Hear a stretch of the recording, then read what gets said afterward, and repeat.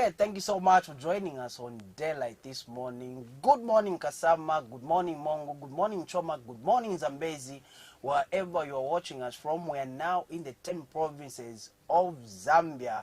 Welcome. This is Daylight, and I'm Tapelo Joe Smarter. Now, today, I have a very powerful woman on set with me today this morning, and I encourage you to stay glued to your TV screens, whether you're watching us on Topstar channel 102 or on our Facebook page KBN TV. Make sure that you don't go away. Tell your friends to join you and listen and watch to this very interesting discussion. Now, my guest this morning is Madam Miles Muke Zulu, the Executive Director of SEPA, and we'll be talking about many issues that have to do with the environment.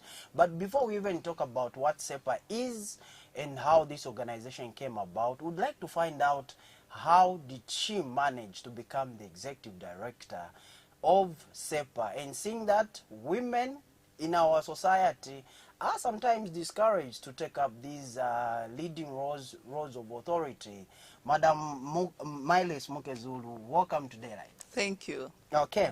Now, before we even go into what SEPA is all about and how SEPA came about, I want to find out from you, who is Miles Muke Zulu? Miles Zulu Muke is a twin. Okay. Yeah, I had a twin sister. Okay. I came from a very small family of 4, 2 boys, and us twins, we were girls, but they are all 8, and I'm the only surviving child for my late parents. Okay. Yeah. Okay. Tell us about your schooling. Did Miles Muke Zulu grow up in Lusaka? How did she find herself in Zambezi? Just tell us about your schooling. Okay, I'm a ghetto girl. Okay. Yes, I come from the compound called Desai, Okay. just between Lilanda and Chunga, Okay. and then there's Chingwere the other side. There, when you cross the road, there's George, but there's a middle compound there. That's where I grew up. I went to Chitanda Primary School, then later went to Kamala Secondary School. But our parents said, you girls, you should come back to Matero Girls, because all of us, my 2 brothers were at Livala, my twin sister was at Kablonga. So our parents said they could not afford the transport to give us transport at that time. So they decided that the girls should come to Matero Girls. So we were transferred to Matero Girls. Okay.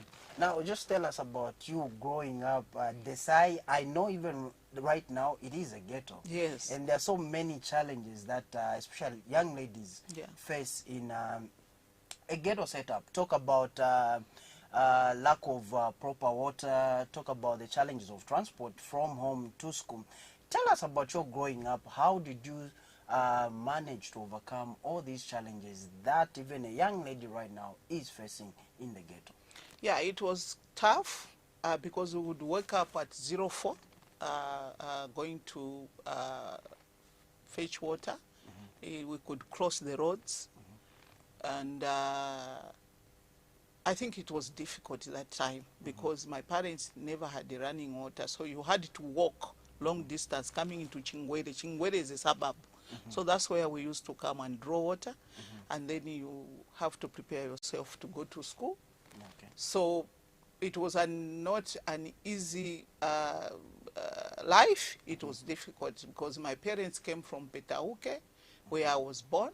They came for green pasture, and then for them to settle there, it was quite difficult. But they managed to get a plot for themselves and built at least a 3-bedroom house, which was not very good at that time, very big, but that's where we used to live. Okay. Now, fast forward into the future. Now you are the Executive Director of Save the Environment and People Agency. Why? One might wonder out there to say, why did you come up with such an organization where your main interest is in saving the environment? When I was growing up, I was raised by the Christian parents who used to read the Bible for us, that God created the Garden of Eden, where I had put Adam and Eva. And the way they used to portray that garden, it was so beautiful and polluted, clean water and everything. And then they used to tell us that later that paradise was lost because Adam and Eve rebelled. But then if you look at these other scriptures which are saying God is going to make all things new, but also the responsibility that God gave a man that take care of the environment. So our parents, you know, every time they would sing to us to say cleanliness is next to godliness. True. Never litter around, don't burn, don't do all these things. So they also told us that there will be paradise in future. God is going to award the people who are obedient to Jehovah God, and they will enjoy. And the way they were, the way the Bible talks about that paradise, said it will be a very good earth which is going to have abundant of things. And then Jehovah God also warns in Revelation chapter 11 verse 18b, he says, I'm going to judge a person who is ruining the earth. So ruining the earth is a sin.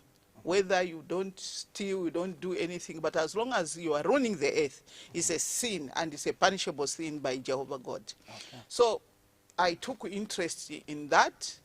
And then also what added to this was my husband working in home affairs in prisons.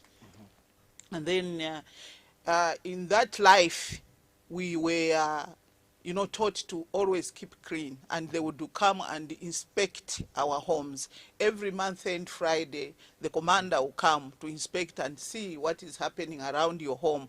And if a wife is not doing well, is not cleaning the house properly or the yard properly, then your husband will be punished to be in the guard room. So that's the life that I lived. So from this background of wanting to live in a clean environment, and then also combining it with the prisons service that used to make sure that we all live clean, because it's part of their training. And the wives of the officers, police, prisons, army, they are called also to be the soldiers or the bakazi baba ni basirikali na beve. So that life, yes.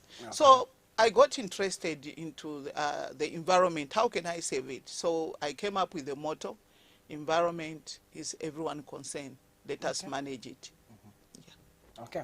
Now let's talk about some of the achievements that you have managed to achieve as an executive director of SEPA. But before we even get into that, I want to find out for how long has SEPA been in existence?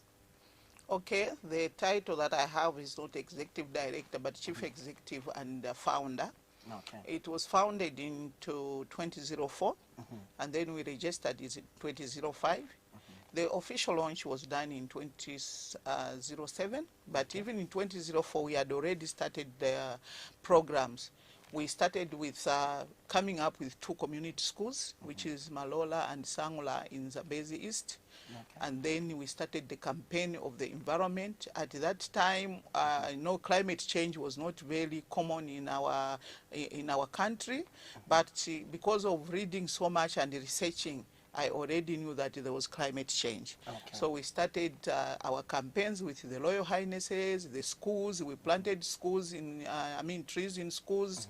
Yeah, so far I think SEPA has done very well in tree planting, but also to make sure that we inculcate the values of respecting environment into the children. Remember that environment is everything. People are part of the environment. Insects, like what we heard yesterday, they said there's everything that was created by God support life in a different way. But immediately we deplete that kind of space, then just know that we are cutting that, you know, life chain. Hence the problems. I always say that HIV and AIDS is different from environment. HIV and AIDS, if you are faithful, if you are, you know, you abstain, you cannot have it.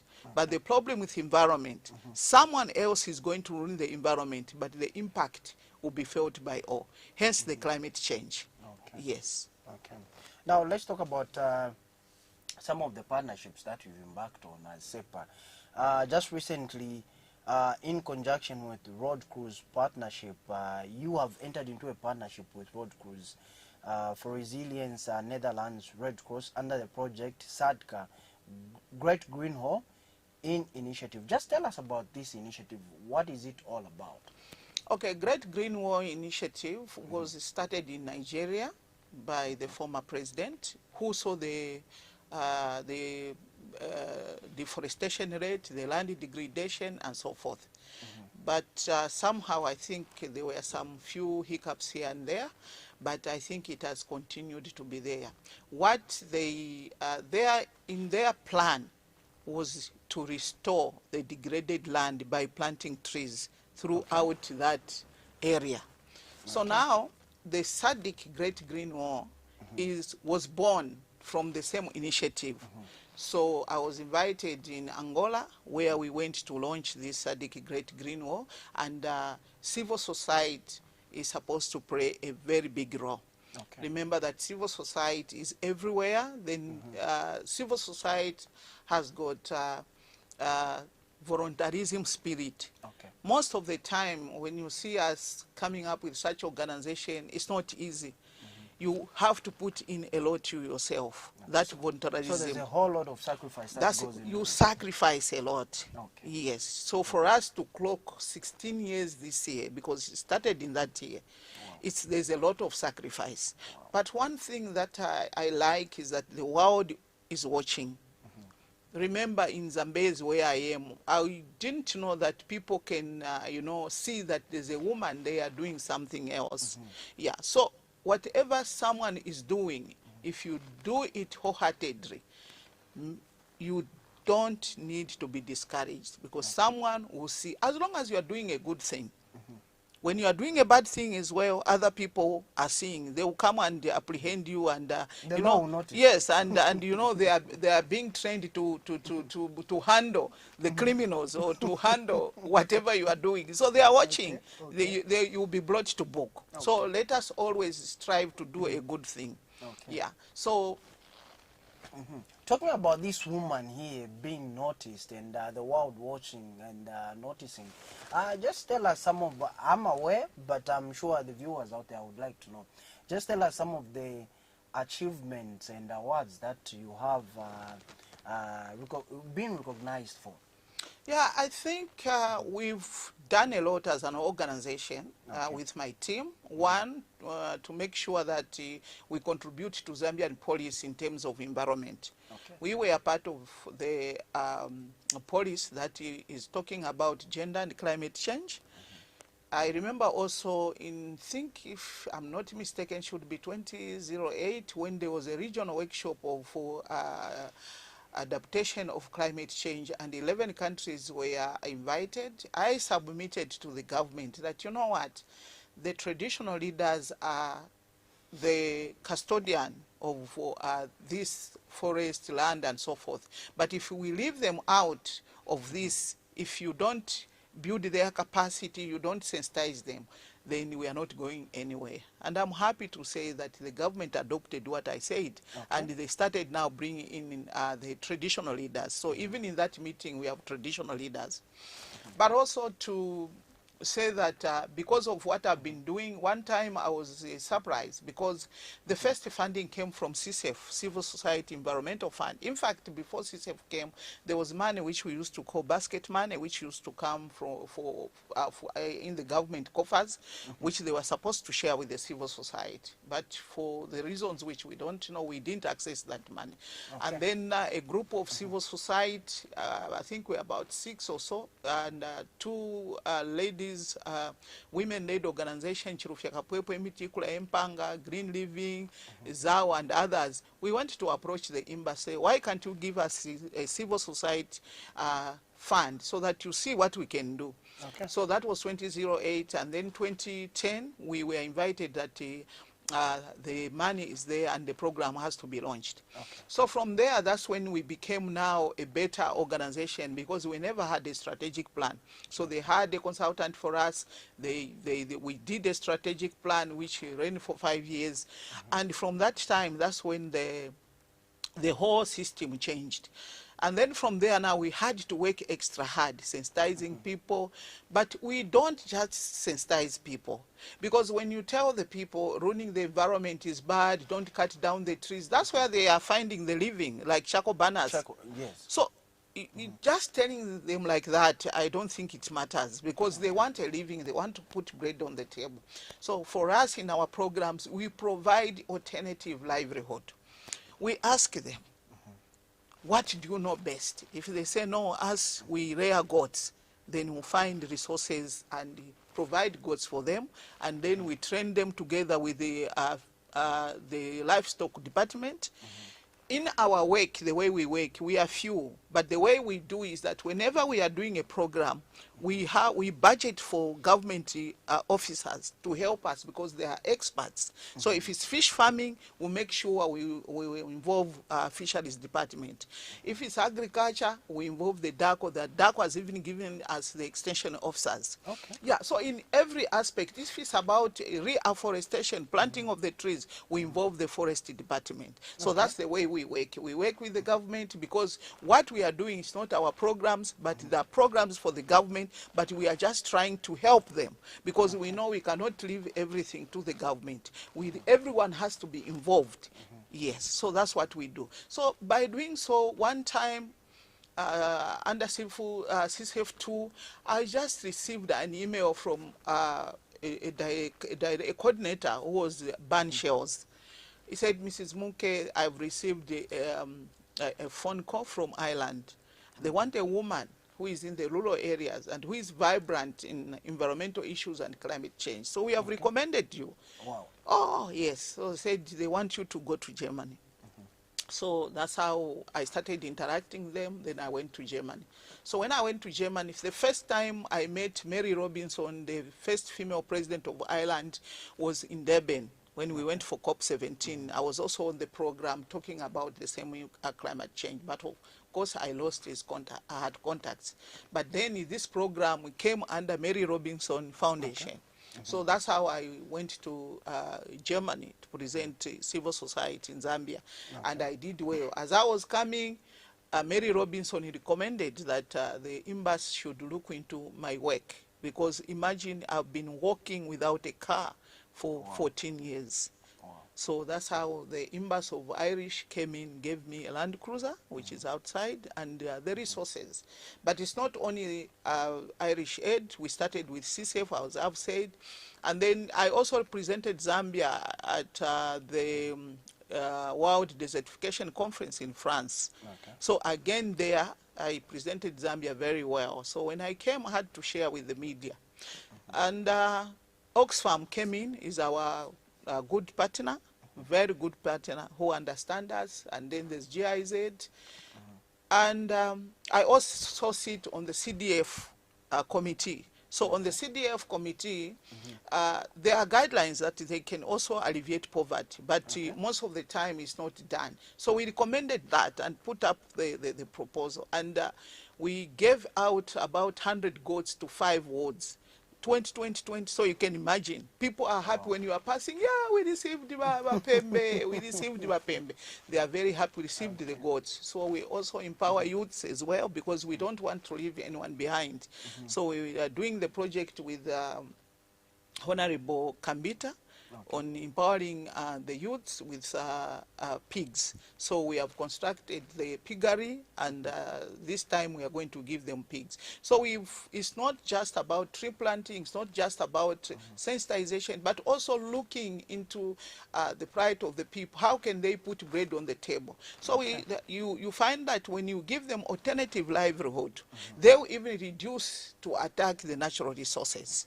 So that's how we work, and that's how many people have recognized our organization under my leadership. Okay. Now, let's talk about some of the meetings that you've been having. I know you had a meeting with Red Cross and the local council in Zambezi. How effective are these meetings where you engage, let's say, the local council in these meetings of tree planting? How effective have they been, and how long have you been carrying them out? I think we've done a lot for the local government. All the local government are implementing the IDPs, Integrated Development Plan. And Zambezi district had challenges. So we also managed to find funds for us to kickstart the IDP. SEPA sits on DDDC, okay, District Development Coordinating Committee, where we advise the government, all government departments, the council, and they are our colleagues, they are our partners. They value our organization so much. So on this statement, which we are partnering with the Road Crews of Netherlands, this is a Zambian lady who is based in Netherlands, but right now she's in South Africa. We sit together on the SADC Great Green War Initiative. Okay. So because she's been reading of what we are doing, so she just said, let me find the resources for you. And it's a Red Cross, so they said you are going to work with the Red Cross volunteers on the ground. But then we also looked at the SDG number 17, which says if we want to combat all this climate change, we need to involve partnership. So just as I already alluded to, we don't work alone. So at the council, there's environmental planner, and that's the one that we involved. Okay. Then there's also Red Cross themselves, but also forest department is a key. Okay. And this time, because of COVID-19, we have included the Ministry of Health, so that before any gathering, they can see if we meet the standards. So that's how we carry out our meetings in Zambezi, and everyone appreciates, everyone in Zambezi, every government department appreciates SEPA, because there's no any other organization, even in Chavuma, because SEPA is the only one, the only local organization. Yeah, so the challenge which is with these other organizations coming to a place where they don't stay, it becomes a challenge. Yeah, but for us, sustainability is very, visible, because we are there. Even when there was COVID, people here in Lusaka were under lockdown, but us, we are not in the lockdown. The reason why is that it's a rural area. Where would people go to ShopRite and shop? So the women had to bring the food stuff to the market. But what we could do is provide the PPEs with the support of Irish Aid, Oxfam, all those, they supported us to do that. But also in the natural resources, what we are trying to tell the people, in natural resources, like the conference that is going on in Murungu, she talks about extractive industry. So extractive industry is the one that has got a lot of challenge in terms of environment, because it will degrade the land, it will deforestate, it will do everything. So we have a project that we are doing with Oxfam, and with Irish and Oxfam, that respect women land rights in the extractive industry. Okay. Yeah, because most of the time when women are displaced, they are taken somewhere, it's the women to suffer. The husband, of course, might, say, let me find for where we can cultivate. But a woman has to look forward. A woman has to collect firewood. He has to make sure that the family feeds. So what we do in this program, we are empowering them with the beekeeping equipments. Beekeeping has been known to be a male-dominated industry because of hanging of the beehives, the modern beehives, into the tree. But if you provide them with the modern beehives, even women can hang them to a tree which is up to this level. Okay. So we want people to know that the forest offers life, okay? Since we were born ourselves, even my mother and my great-grandmother, they used to depend on the forest. Medicine, we get them in the forest. If you think caterpillars, you can find caterpillars at a 5-star hotel here in Lusaka. But people don't take it serious that it's one of the proteins that, sustain people's lives. Okay? In Shonkonono. Okay? Chikanda. Umunkoyo. They're all those, what we call insects. They give proteins to human beings, those that cannot afford to eat meat. So the forest has got a lot to provide to people. than a mining, because mining, the money of mining cannot come to the household. But if I collect masuku, I collect finkubala, that money will come direct to my home and my family. But the mining money will come to the treasurer, the tax. But there's no mechanism that that money will go back to Zambezi district or go back in Kansanshi or in Kalumbila where you are doing those mining. things, the mining. But when you collect these in non-timber forest product without a fee, okay, God given without a fee, then your family will be able to be sustained. Okay. Now, I'd like to find out how SEPA is attending SDG number 13, which calls for urgent action to combat climate change and its impact. Yeah, so SEPA, you know, we are making sure that that SDG is met. That's why there's this partnership with the road crews. This one, we are going to sensitize the charcoal burners, the consumers, because here, what I see is that charcoal burners are just culprits, okay? The real culprits are consumers. Because if there's no market for that, charcoal burners, they cannot sell. They would have stopped and, you know, looked to other business ventures. So the culprits is I mean, the culprits is us, not the charcoal burners. Charcoal burners are just victims. Yeah, so we are going to sensitize them and the consumers as well, the dangers of cutting down the trees. So we were the first people to come up with the briquette charcoal, 2013. Where you can collect the waste of the food, even leaves, you burn them in a nice way in a tin, and then you come up with a briquette charcoal. So by doing that, you reduce the deforestation. Or bamboo tree makes a very good charcoal. Either the outer part or the real bamboo, big real bamboo, if you burn them, you find that they will give you good charcoal. So I think that's the way we should adopt. Otherwise, we are heading for destruction. I'll be gone. I'm already about 50. I'll be gone. But the problem is you and your children. Okay. And we don't want you to curse us, to say those parents who are there, they've led us into this situation. So that's why we are taking part into this. But also we are trying to repent from the sin of ruining the earth. Because I don't want to be judged by both you and God. Yeah, so it's a serious thing. Please, people, repent. The diapers in Lusaka, the people who brought diapers, the people who use diapers in Europe, they don't, you know, litter them like the way it is. So the women who have got children, who buy diapers, please make sure that you dispose that diaper properly. When I was growing up in that compound, that stream that comes from Ngwelele, Uko, Kuma industry, it was a stream, a very good stream with clean water.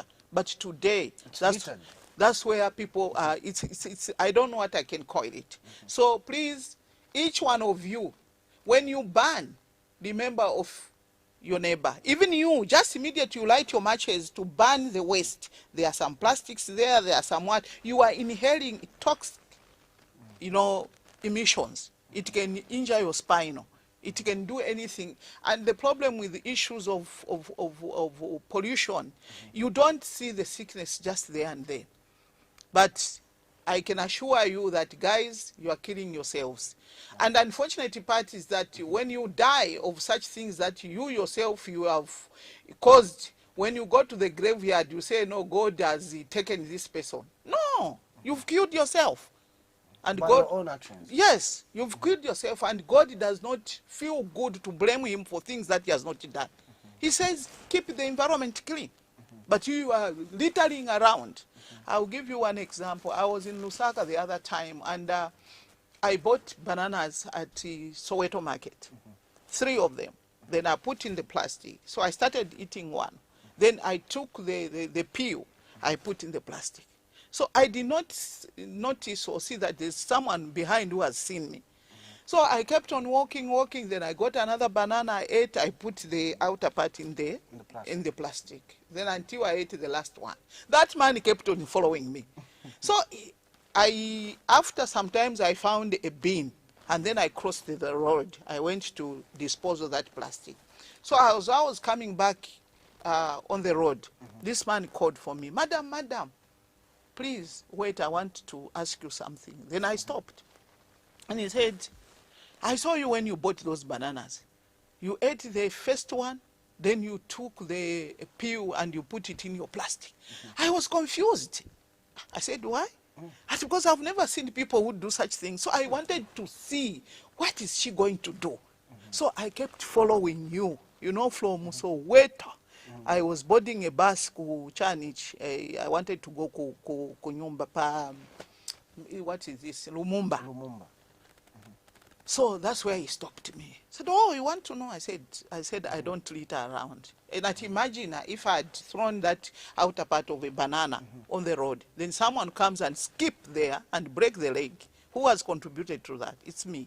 So I don't do that. Then two, I fear God, because God is going to judge the people who are ruining the environment. So that's why you saw me going to, so you just have to take it yourself. So environment is everyone concerns. We have to manage it. Okay. Now, as we conclude, I want to find out, this is a woman that grew up from the ghetto, and certain people would say maybe she was privileged, but according to what you've told us, you came from the ghetto, and you faced the same challenges that an ordinary ghetto child, especially a girl child, is facing right now. You went through all those challenges. Just tell us, out there's a girl watching, there's a young girl watching, and probably they're being inspired by your story. But before we conclude, I want you to talk to that young girl out there and just any ordinary child in the ghetto. I think I'll be frank. Even growing up in the ghetto, even going to Kamala Secondary School and Metro Girls, I did not finish Form 5. Okay? So I don't even have a diploma. So that did not hinder me to be who I am. Okay.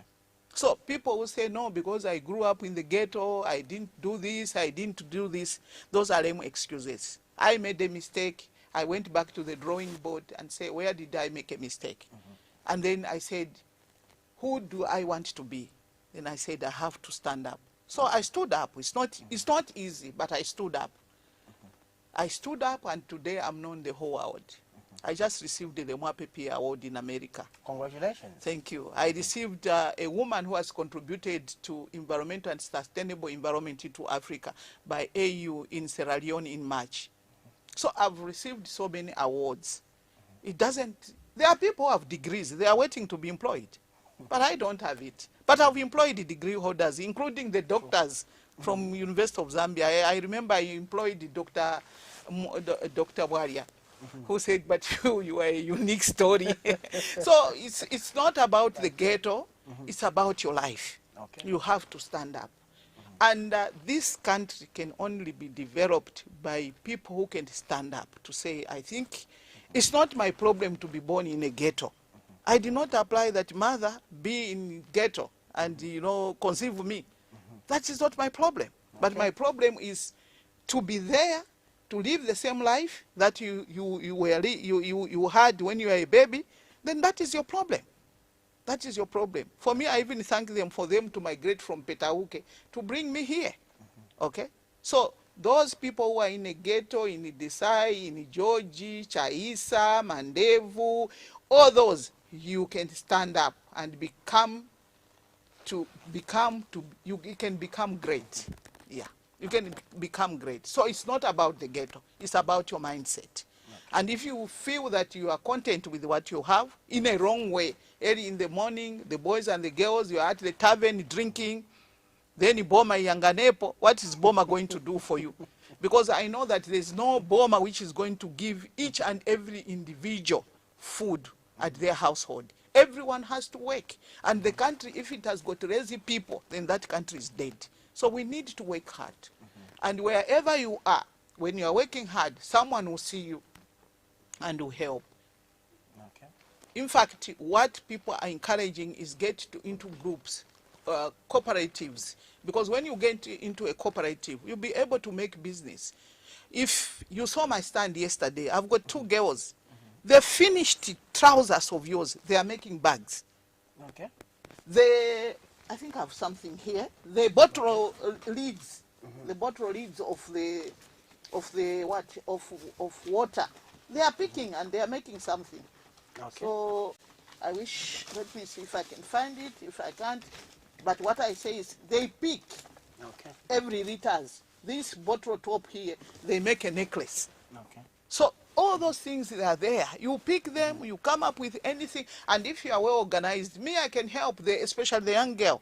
I can help. If you are well organized, we can train you into, making something out of something that is useless. Okay. And then you sell, okay? So it's incumbent upon the young people out there to be innovative Yeah. and creative. Yeah. Okay. So the young people has to be innovative. They have to think outside the box. Don't just think of kusalula salula chabe. You don't even know where that chicken is coming from, whether in Kumalabo. Because there are people who are selling such chicken. People have disposed them. Very true. Yeah, that Very they are waste, and then wapiti some komboni nkuku piece ya nkuku, then musalula salula. Because the life in komboni, even the soap mzagabana. Nisambireko na iwa usambireko. Chipyango nipasenko ni nipyangireko. That life should end. You should make sure you stand on your 2 feet and be somebody whom people can point at. That's the woman. And when I go there, my parents are passed now, but I'm building a flat there. So when I go there, I park a car, everyone will just see. Then I go and greet them. Hello, hello, hello, how are you? So even them, they can change their lives. Okay. Mrs. Miley Smoke Zulu, thank you so much for making an appearance on Daylight. It's my pleasure to be on this TV. All right. So that was Mrs. Miley Smoke Zulu. I hope you have been inspired. The problem is, it's not your fault to be born in the ghetto, but the problem is if you decide to remain in the ghetto and remain living the life that you once lived with your parents, and you want to continue the same life with your children. Your children should have a better life than yourself. We go on a break. When we come back, we continue with Daylight. Stay tuned.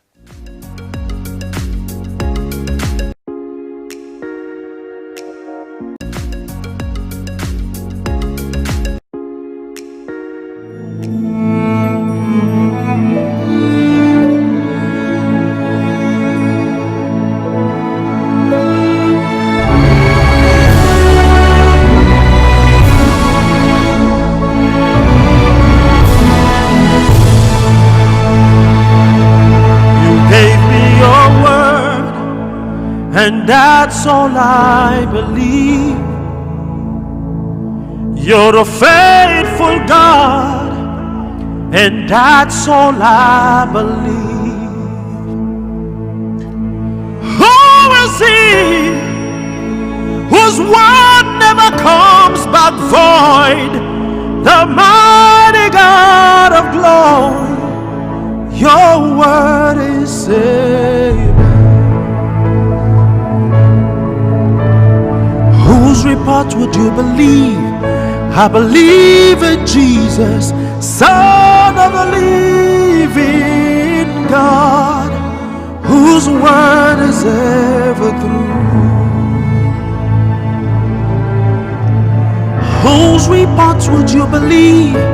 Believe in Jesus, Son of the living God, his word